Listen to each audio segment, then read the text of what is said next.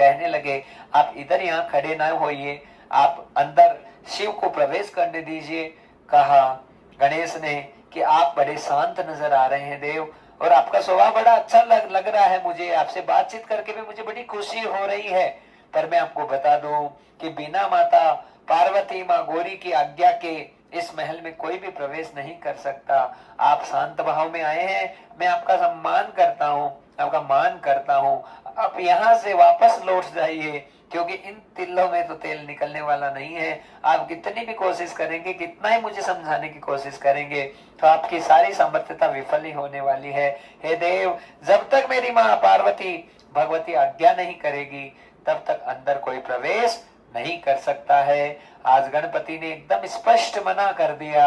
आज दोनों ब्रह्मा और विष्णु वापस आकर खड़े हो गए। शंकर जी ने कहा विष्णु अपने असली स्वरूप में आओ और जाकर उस बालक के ऊपर आक्रमण करो।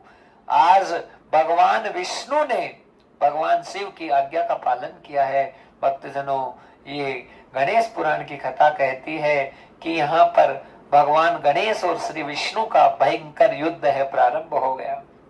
विष्णु भगवान तरह तरह से अलग अलग परिघों के द्वारा आज गणपति पर आक्रमण कर रहे हैं, पर गणेश की शक्ति और सामर्थ्यता इतनी महान है भक्तजनों कि गणेश की शक्ति और सामर्थ्यता के सामने भगवान विष्णु के भी सारे जो हथियार हैं वो सब असफल हो रहे हैं। बड़े बड़े तीरों का बाणों का प्रयोग आज गणपति पर किया जा रहा है, पर महामाया जगदम्बा जगजननी उसकी शक्ति की क्या पार है भक्तजनों। आज वो भगवती ही मानो साक्षात सब जगह खड़ी हो गई है और ऐसे इस प्रकार से उस बालक की रक्षा कर रही है कि महाराज आज जितने आयुध थे भगवान विष्णु के वो भी असफल हो गए, और भगवान विष्णु को भी आज गणेश के सामने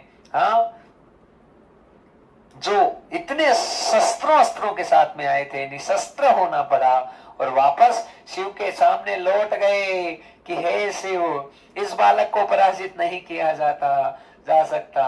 भगवान शंकर समझ गए हैं कि इस बालक को आमने सामने युद्ध विद्या में कभी कोई पराजित नहीं कर सकता है, कोई बालक साधारण नहीं है। भगवान विष्णु कहने लगे इस बालक को यदि पराजित कर सकते हैं तो केवल और केवल छल विद्या के द्वारा इसे चला जा सकता है, और कोई उपाय नहीं है। हे शिव, केवल छल से ही इसको चला जा सकता है। भगवान विष्णु ने कहा मैं अपनी माया का प्रयोग इस बालक पे करता हूँ, उसी समय आप अपना त्रिशूल उठाकर इस बालक का वध कर दीजिए, नहीं तो ये बालक बड़ा खतरनाक है, ये किसी से पराजित नहीं होगा। भला